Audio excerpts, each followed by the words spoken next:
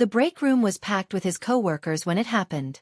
I just delivered coffee to the third floor like I did every morning, pushing the cart through the maze of desks and meeting rooms. That's when I heard his voice cutting through the chatter. My sister? Oh, she's the classic dropout story.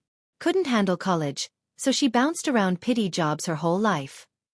Austin laughed, and his co-workers joined in. She literally delivers coffee now. At her age. I stood frozen in the doorway, holding the tray. He didn't see me yet. His back was to the entrance, and he was leaning against the counter like he owned the place, gesturing with his expensive watch. That's rough, man, one of his colleagues said. Yeah, well, some people just can't cut it, Austin continued. Meanwhile, I'm here at one of the best firms in the city. Guess we know who got the brains in the family. More laughter. My hands trembled so badly the cups rattled on the tray. Someone noticed me and went quiet. Then another. Austin finally turned around and saw me standing there. His smile faltered for just a second before he recovered. Oh hey. Thanks for the coffee. I set down the tray without a word and left. Behind me I heard someone whisper, "Dude, that was harsh." I walked straight to the elevator, got inside, and whispered to my reflection in the metal doors. He really doesn't know. My name is Claire Carta.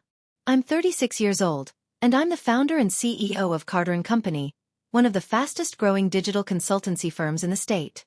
The company Austin works for? That's mine. He just doesn't know it yet. But let me back up.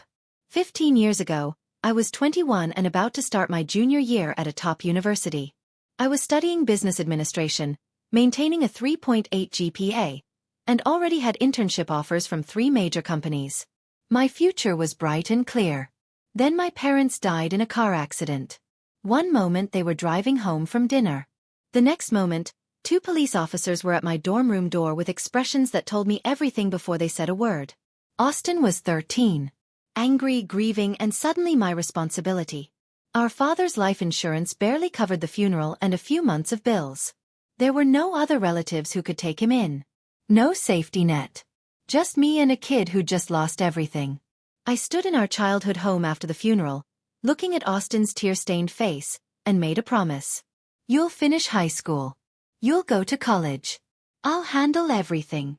I thought if I gave up everything for him, he'd remember that. I thought it would matter. I thought love demanded sacrifice and that sacrifice was enough. The funeral was on a gray Tuesday in October. Rain mixed with tears on everyone's faces. Austin stood beside me at the graveside, 13 years old and silent. He hadn't spoken since the hospital, hadn't cried, hadn't done anything but stare at walls with empty eyes. After everyone left, we stayed. Just the 2 of us and the fresh graves and the sound of rain on the tent they'd set up. I promise you, I said, kneeling beside him. I'm going to take care of you. You're going to finish school. You're going to go to college like Mom and Dad wanted. I'll make sure of it. He looked at me with red-rimmed eyes. You're not Mom, he said, his voice flat and cold. Stop trying to be. The words hit harder than I expected. I was grieving too, but I was also trying to be strong for him, trying to hold us both together. I know I'm not, I said gently. But I'm your sister, and I'm all you have now. And you're all I have. He turned away from me and walked to the car alone, shoulders hunched against the rain. I stood there watching him go, wondering how I was going to do this. How I was going to be 21 and raise a teenager and keep us both from falling apart. But I didn't have a choice. So I took a deep breath and followed him. 2 weeks later, my acceptance letter arrived. A full scholarship to continue at the university, renewable each year as long as I maintained my grades. It was everything I'd worked for, everything my parents had been proud of. I held that letter in my hands and felt hope for the first time since they died. Maybe I could do this. Maybe I could finish school and take care of Austin at the same time. Then the school called.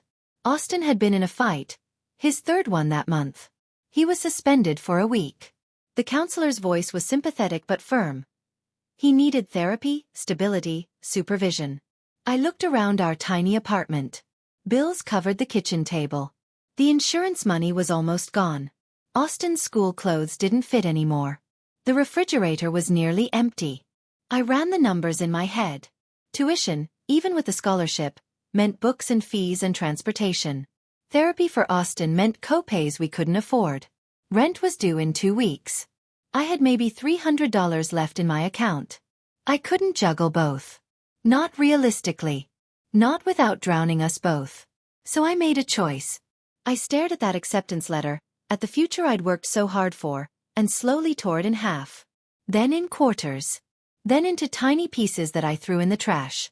Austin needed me more than I needed a degree. At least, that's what I told myself.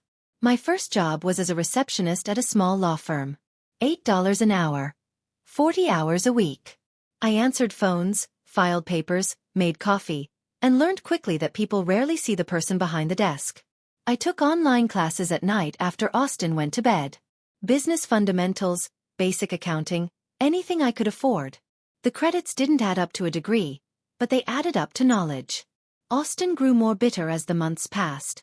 He was embarrassed when his friends asked about me, embarrassed that I was just a receptionist, embarrassed that we lived in a cramped apartment instead of our old house. One night, his friend's mom picked him up for a school event. She made polite conversation while Austin gathered his things. "And what do you do, Claire?" she asked with that careful tone people use when they're trying to be nice. "I'm a receptionist," I said. Austin grabbed his bag and practically ran out the door. Later, I heard him on the phone with a friend.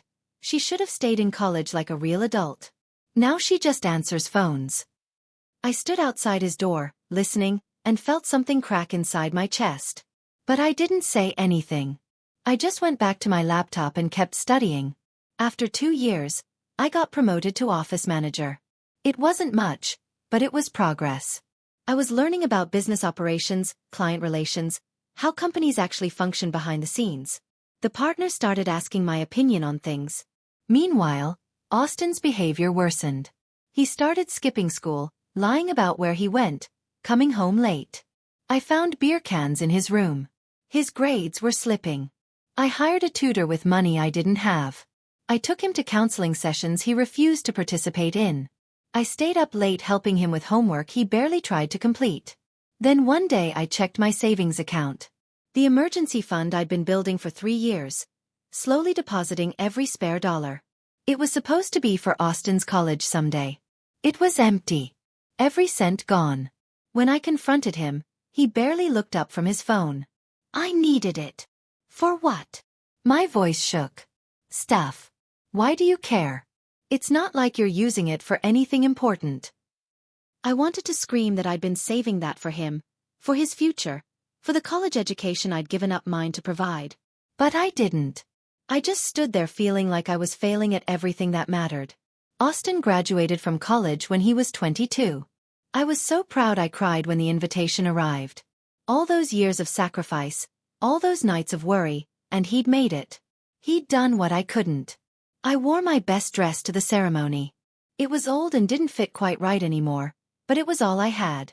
I sat in the auditorium with hundreds of other families, watching the graduates process in their caps and gowns. When Austin's name was called, I stood up and cheered. He walked across that stage with his degree, and for a moment, everything felt worth it. Afterward, I found him in the crowd. He was with a group of friends, all of them laughing and taking pictures. I approached with a smile. "Austin, congratulations." He turned, saw me, and his expression shifted. Not happiness. Not gratitude.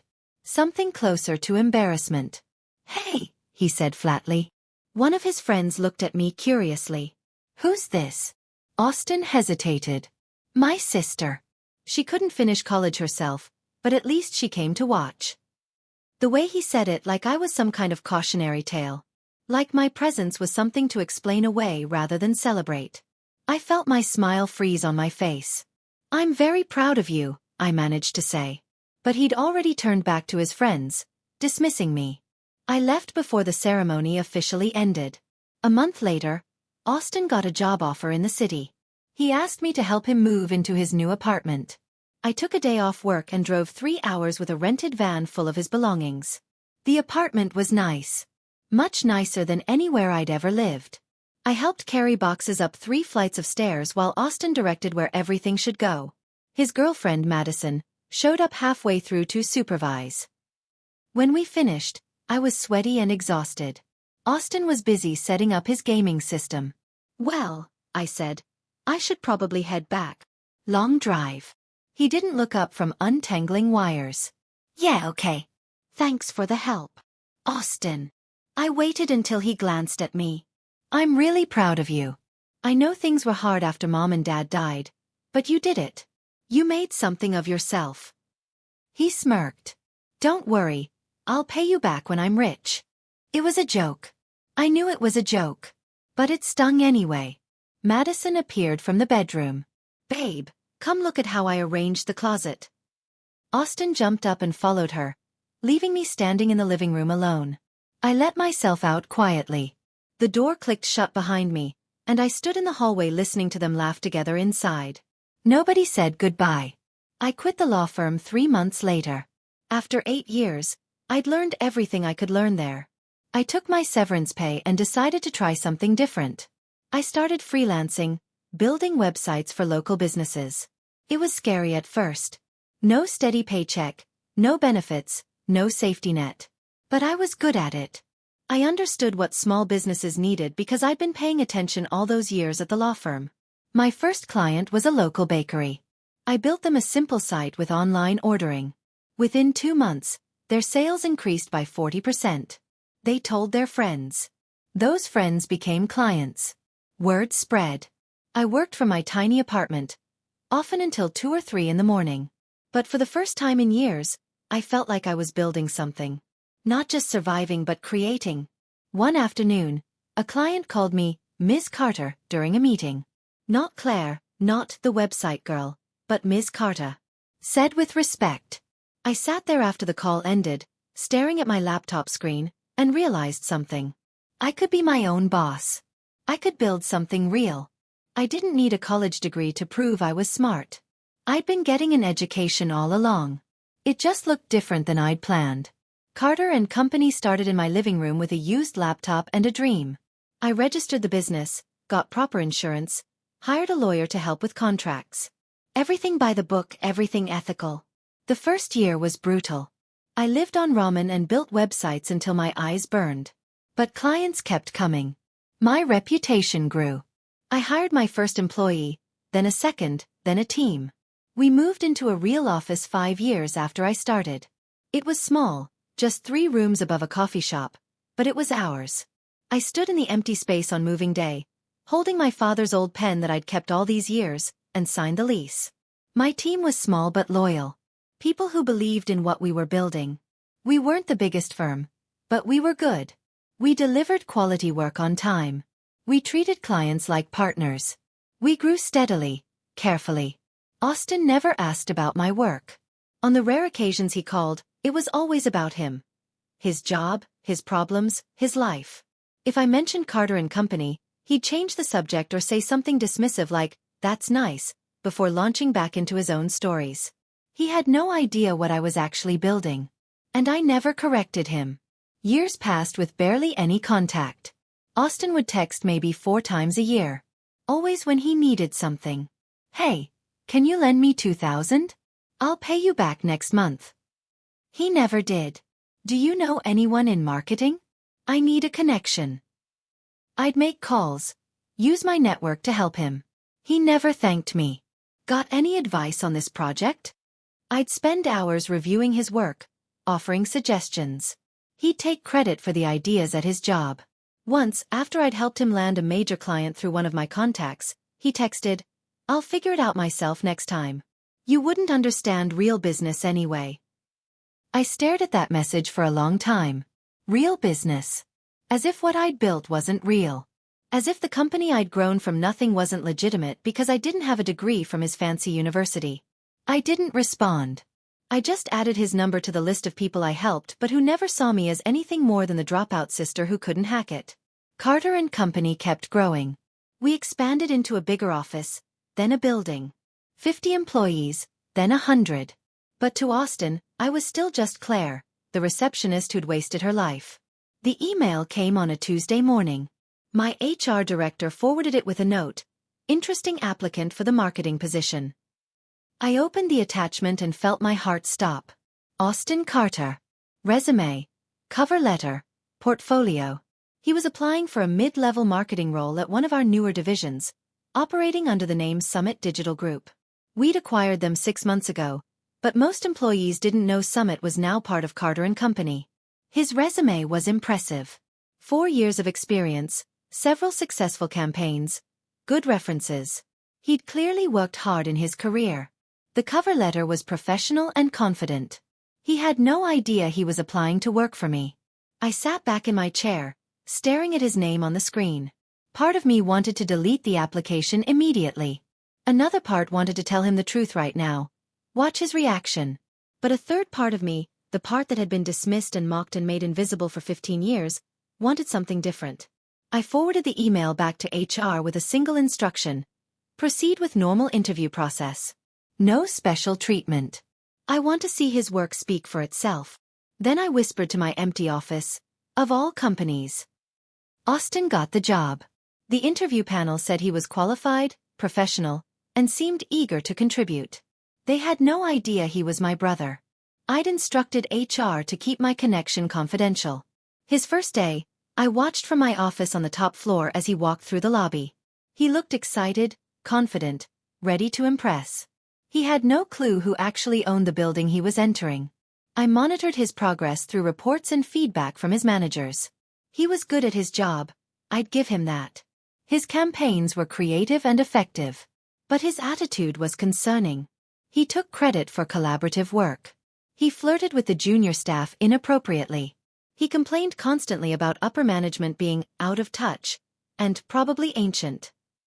During one team meeting I watched via video feed, he leaned back in his chair and said, "Whoever runs this place must be ancient and clueless. Some of these policies are stuck in the past." His manager, Jessica, frowned. "Actually, our CEO is quite young and very innovative. She built this company from nothing." Austin scoffed. "She probably got lucky. Right place, right time." I watched this from my office and felt something cold settle in my chest. Not anger. Something calmer. More certain. It was time for the company-wide conference. We held quarterly conferences for all employees. Team building, updates on company direction, recognition for outstanding work. This quarter's theme was Building Together. The event was held in a downtown hotel ballroom. 300 employees attended. I usually kept a low profile at these things, but this time, I was scheduled as the keynote speaker. Austin arrived with his department, wearing a sharp suit and that confident smile. I watched from backstage as he mingled, shook hands, and gossiped with colleagues. "Upper management is so disconnected," I heard him say to someone. "They have no idea what's actually happening on the ground level." "Have you ever met the CEO?" his colleague asked. "Nah. She probably doesn't even come to these things. Too busy counting her money." The lights dimmed. Everyone found their seats. The MC took the stage and began welcoming everyone, talking about company growth and achievements. Then, and now, I'm thrilled to introduce our founder and CEO, the woman who built this company from a single laptop in her living room 15 years ago. Please welcome Claire Carter. The room erupted in applause. I walked onto the stage, smiling and waving. The spotlight was bright, but I could see the audience clearly. I could see Austin in the third row, coffee cup halfway to his mouth, frozen in shock. His cup slipped from his fingers and hit the floor with a crash. I continued walking to the podium like nothing happened. Like I hadn't just watched my brother's face drain of all color. Like his coffee wasn't spreading across the carpet in a dark stain. "Good morning, everyone," I began, my voice steady and warm. "Thank you all for being here. Before I start, I want to say how incredibly proud I am of this team. Every single person in this room contributes to what makes Carter & Company special." I went through my prepared remarks. Company achievements, new initiatives, recognition for outstanding employees. I never looked directly at Austin, but I was aware of him the entire time. He sat rigid in his chair, staring at me like he was seeing a ghost. "We started with one principle," I continued. "That everyone deserves to be seen and valued for their actual contributions, not their degrees or their connections or their last names. What matters is the work you do and the character you bring to that work." Some people in the audience nodded. A few glanced at Austin, who was now studying the floor intensely. "I didn't finish college," I said, my voice clear. I dropped out to take care of family. For years people dismissed me because of that. They assumed I wasn't capable of building something meaningful. But I learned that education comes in many forms, and success isn't defined by a single path. The applause was genuine and loud. I smiled, thanked everyone, and left the stage. Behind me, I heard whispers starting. People leaning toward each other, murmuring questions. And Austin, sitting frozen in his seat, finally understanding. I didn't try to find Austin after the presentation. I had meetings scheduled, department heads to talk to, decisions to make. I went about my day as if nothing unusual had happened. But I knew he knew. And he knew that I knew he knew. Around 3 o'clock, my assistant buzzed me. "Ms. Carter? Austin Carter is here. He says it's urgent." I took a breath. "Send him in." He walked into my office like a man approaching his own execution. His confidence was gone, replaced by something that looked like shame and anger mixed together. "You set me up," he said immediately, before the door even closed. "This whole thing. You set me up to humiliate me." I gestured to the chair across from my desk. "Sit down, Austin." "I don't want to sit down. I want to know why you did this." "Did what?" I asked calmly. "You applied for a job. You went through the interview process. You got hired based on your qualifications. I didn't interfere at all. You didn't tell me." His voice rose. "You let me walk in here, work here, not knowing. The same way you let me stand in that break room and hear you mock me to your coworkers?" I interrupted gently. "Not knowing I was listening?" He flinched. "That was different." "How?" Silence. He had no answer. "You applied here," I continued. "I gave you a fair shot. Your work was evaluated by professionals who didn't know you were my brother.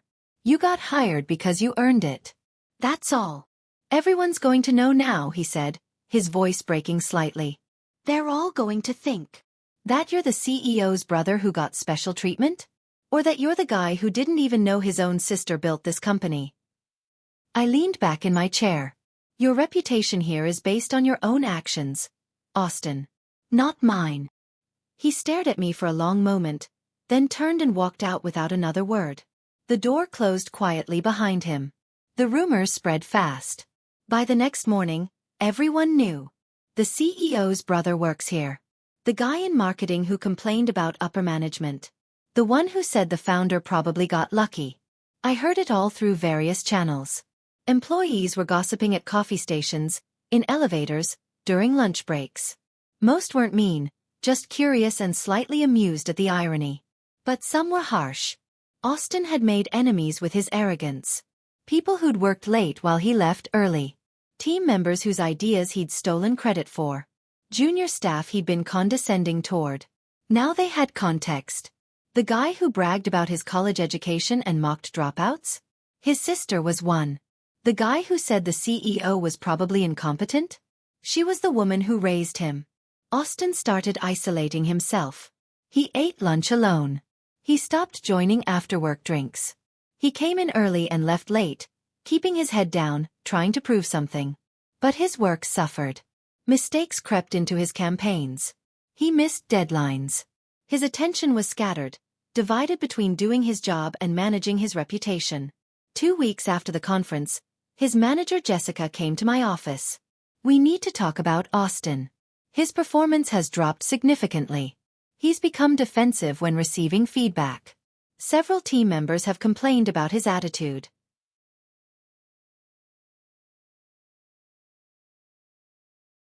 I listened carefully, taking notes. "Has he been formally warned?" "Twice now. Standard protocol." I nodded slowly. "Continue documenting everything. If he doesn't improve within the next review period, follow normal procedures." "Even though he's your brother?" Jessica asked carefully. "Especially because he's my brother," I replied. "Nobody gets special treatment here. Not even family." The breaking point came during a team meeting 3 weeks later. I wasn't present, but I reviewed the recording afterward at Jessica's request. Austin's team was discussing a failed campaign. The client had been unhappy with the execution and pulled their contract. Jessica was trying to understand what went wrong. The messaging wasn't aligned with the client's brand, one team member said. I mentioned that in my feedback, but... Your feedback was wrong, Austin interrupted. The campaign failed because the client doesn't understand modern marketing. This is exactly the problem with upper management letting clients dictate strategy. Jessica frowned. Austin, we're here to serve our clients, not lecture them. Maybe if the CEO actually understood business instead of just getting lucky, we'd have better client standards, he snapped. The room went completely silent. Someone coughed. Another person pretended to check their phone. Jessica's voice was cold when she spoke. That's inappropriate and unprofessional. You need to leave this meeting. Fine, Austin said, standing up. But everyone here knows I'm right. She's vindictive. She set me up to fail. This whole thing is personal revenge because she's bitter about her own failures. He grabbed his laptop and left. The remaining team members sat in uncomfortable silence. Jessica ended the recording there and looked at me across my desk. I'm sorry you had to see that. Don't be, I said quietly. Thank you for handling it professionally. Let's review his file completely. Everything documented since he started. The next morning, I called a meeting. Austin, Jessica, and HR Director Patricia Reynolds. Everything official, everything by the book. I laid out the documentation. Tardiness records showing he'd been late 37 times in 4 months. Missed deadlines on 6 different projects. 3 complaints from team members about him taking credit for their work. 2 formal warnings about his attitude.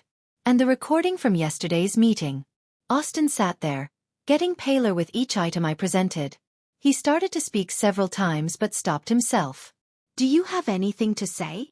I asked when I finished. This is targeted, he said, but his voice was weak. You're cherry-picking. Everything here is documented by multiple sources, Patricia interrupted. Timestamps, witness statements, client feedback. This isn't opinion. These are facts. I looked at my brother. Really looked at him. Austin, you're talented. Your early work here proved that. But your attitude has been problematic from the beginning, and it's getting worse, not better. Because everyone treats me differently now, he protested. Because they know. They know you spent months mocking the CEO before learning she was your sister, Jessica said bluntly. They know you took credit for other people's work. They know you blamed clients for your mistakes. None of that has anything to do with me. I slid a final document across the table. This is your performance improvement plan. 90 days. Clear goals, regular check-ins, documented progress. If you meet the standards, you keep your job. If you don't, we part ways. Your choice. Austin stared at the paper like it was a snake. You're my sister. You're really going to do this? You're my brother, I replied quietly. That's exactly why I'm giving you every chance. Anyone else would have been let go already. Austin didn't make it through the 90 days. He tried for about 3 weeks, then stopped showing up on time again. Stopped meeting deadlines. Started blaming others even more aggressively. Jessica documented everything.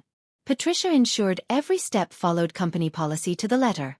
I stayed out of the direct management but reviewed everything. On day 67, Austin submitted a campaign proposal that was almost entirely copied from another company's work. Someone on his team recognized it and reported it. That was it. Plagiarism violated not just company policy but basic professional ethics. We had no choice. The termination meeting was formal and brief. Austin was given his final paycheck, including severance according to company policy. His benefits would continue for 60 days. We provided neutral references that confirmed his dates of employment and position. Everything graceful. Everything legal. No spectacle. No drama. Austin signed the papers in silence. He packed his desk while a security guard waited nearby. Standard procedure for terminated employees. He didn't look at anyone as he left. I watched from my office window as he crossed the parking lot to his car. He moved slowly, shoulders slumped, completely alone. No one came out to say goodbye. I stood there long after his car disappeared, feeling neither triumphant nor sad. Just quiet. Just at peace with a decision that had to be made. Months passed with no word from Austin. I threw myself into work. The company continued growing. We opened a new office in Seattle. Our revenue increased by 30% year over year. I also started a scholarship fund in our parents' names. The Thomas and Helen Carter Memorial Scholarship for non-traditional students. Full tuition for people who'd had to interrupt their education for family responsibilities. The first recipient was a 28-year-old woman who'd dropped out to care for her sick mother. Reading her essay about sacrificing her dreams to be there for family made me cry at my desk. "Your parents would be proud," Patricia said when I told her about the fund. "I hope so," I replied. "They would have understood better than anyone." Life moved on. I dated someone for a while. It didn't work out, but it was nice while it lasted. I bought a house, a real house with a yard and space for everything I'd accumulated.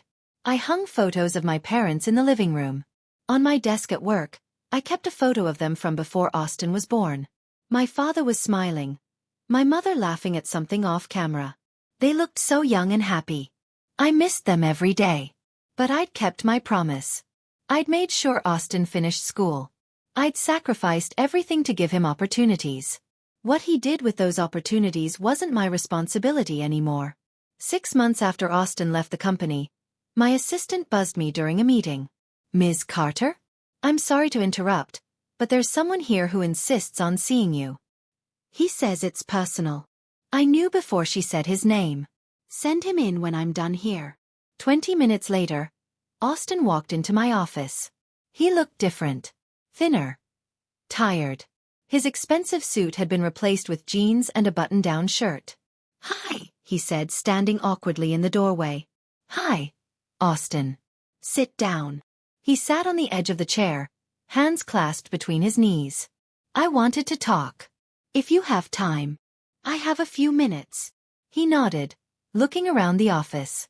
Taking in the awards on the walls, the framed photo of our parents, the city view from the windows. "You've done really well for yourself."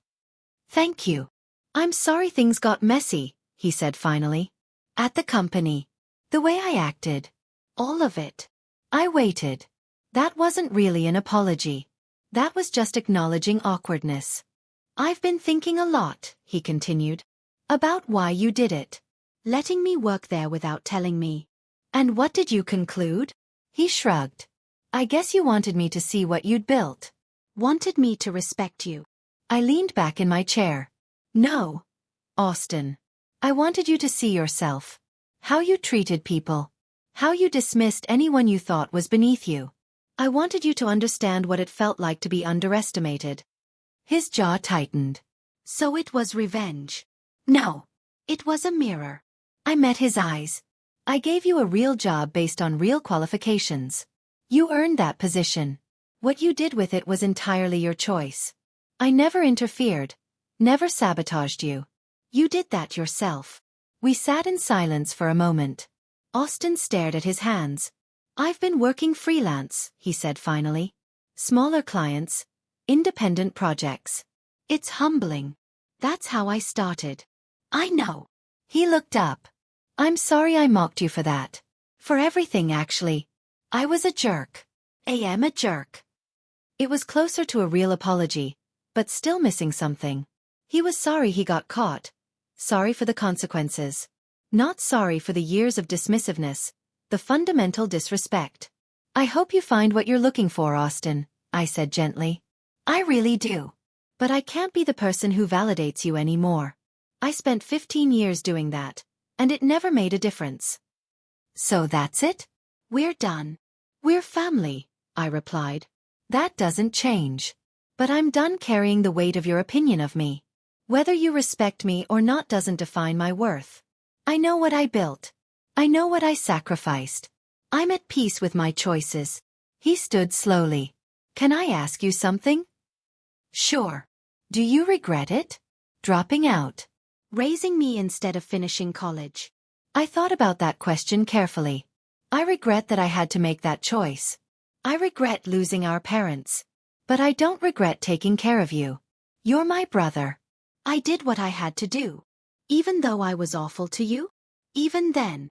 He nodded slowly and turned to leave. At the door he paused. "For what it's worth, Dad would be proud of you. Mom too." Then he was gone. The door closed softly, And I was alone in my office again. 4 months later, Carter and Company hosted a charity gala. Major donors, business leaders, community partners. It was our biggest fundraising event of the year, with all proceeds going to educational programs for underprivileged students. I stood on the stage in an evening gown, preparing to give my speech, when I spotted him in the crowd. Austin, dressed in a rented tux, standing near the back. He wasn't on the guest list. He must have bought a ticket at the door. Our eyes met across the room. He didn't smile, just nodded slightly. I turned my attention to the microphone and began. Good evening, everyone. Thank you for being here tonight and for your generous support of educational access. I know something about interrupted education. About having to choose between dreams and responsibility. I told them about dropping out, about raising Austin, about building a business from nothing while people dismissed me as a failed dropout. I didn't mention Austin by name, but I felt him listening. Success isn't measured by the path you take, I concluded. It's measured by what you build with the opportunities you're given and, more importantly, what you do for others along the way. Thank you all for being part of that mission. The applause was warm and genuine. The evening continued with dancing and speeches from scholarship recipients. I saw Austin slip out before the end of the event. But he'd been there. That mattered, I supposed. The story should end with some dramatic reconciliation, right? Some tearful reunion where Austin finally understands everything and we rebuild our relationship? That's not what happened. Life just continued. Austin and I texted occasionally. Brief updates, nothing deep. He got a steady job at a smaller firm. He seemed to be doing okay. We weren't close, but we weren't enemies either.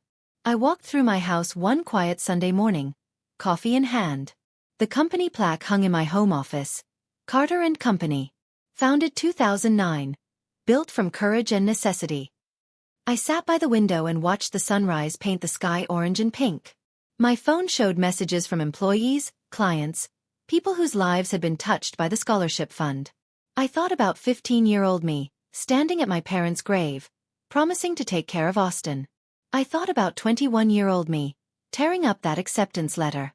I thought about all the years of struggle and sacrifice and hurt. And I realized something. Austin didn't need to understand or appreciate what I'd done. His validation wasn't required for my peace.